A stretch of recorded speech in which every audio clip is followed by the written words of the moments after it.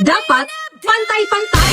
Ito po ang sinasabi ng isang magiting na senador na kahit hindi abogado ay tumindig po ito para sa katotohanan na kahit wala po si Senator Rodante Marcoleta sa impeachment trial ni VP Sara ay mayroong isang senador na nagsasabing dapat pantay-pantay patungkol sa pagbubukas ng mga bank records ni VP Sara. Kung sino ito ay panuuri natin maya-maya at bago pa natin ipapatuloy ang ating talakayan ay binabati ko po kayong lahat ng isang magandang araw, Luzon, Visayas at Mindanao at pati na ang ating mga kababayan, mga kapatid at mga idol na nasa ibang bansa. Sana po ay nasa mabuti po kayong kalagayan saan man kayo naroroon at ngayon hindi na natin patatagalin pa.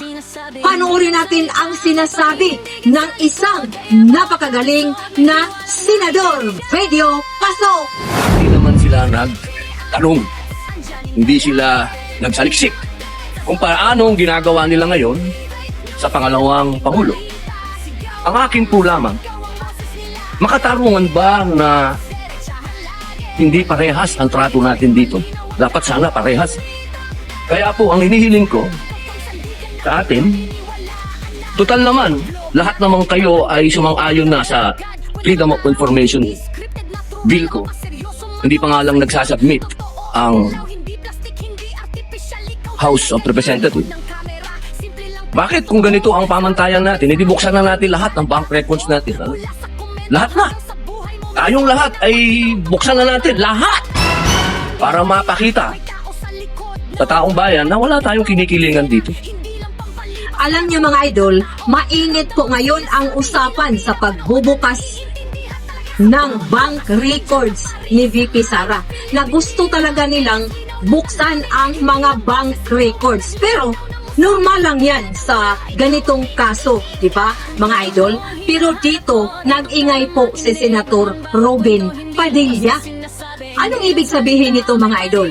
Gusto lang talaga ni Senator Robin Padilla ang fairness. Tama naman, di ba? Dahil marami po silang andyan sa gobyerno nagtatrabaho. Dapat lang naman na lahat ng mga bank records ay dapat ding buksan. Pati ng ating presidente, di ba? Ano sa tingin ninyo mga idol, mga kababayan at mga kapatid ko? At dapat hindi lang yung isa lang ang sisilipin. Dapat pati mga senador at lahat ng mga kawani sa gobyerno ay sisilipin din ang bank records, di ba? Para pantay-pantay. Tandaan nyo ha, kahit na hindi po abogado si Senator Robin Padilla, ay tumindig po siya. At pansin nyo rin, wala si Senator Rodante Marcoleta sa session, pero may pumalit pa rin na nagsalita para sa katwiran. Tanong ko lang po sa inyo mga kababayan at mga idol ko, tama po ba si Senator Robin? Dapat ba talagang pantay-pantay?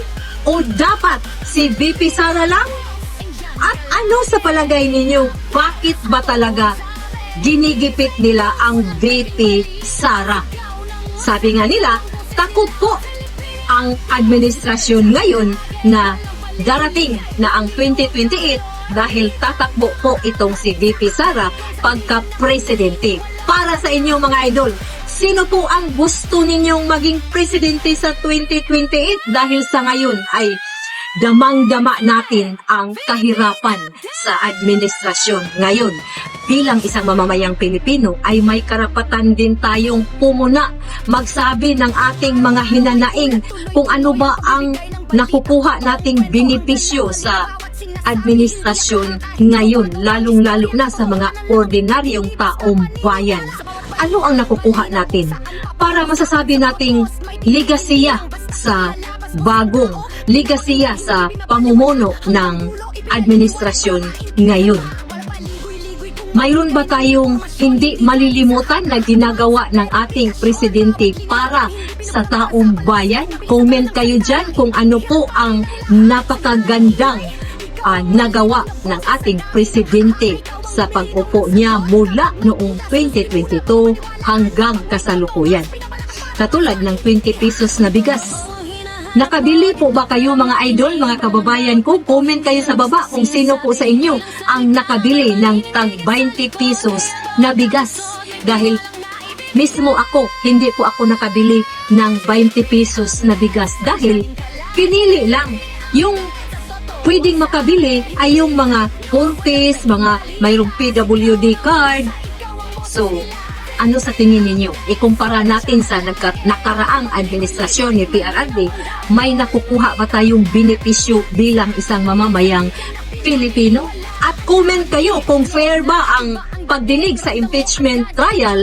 Kung nagustuhan nyo tong usapan natin ay mag-like, mag-share at syempre pa mag-subscribe po kayo para updated po kayo sa ating bagong talakayan. Ito po ang inyong Linda TV PH sa Philippine Updates. Abangan po ang susunod nating Philippine Updates at huwag kalimutan, mag-ingat po tayong lahat.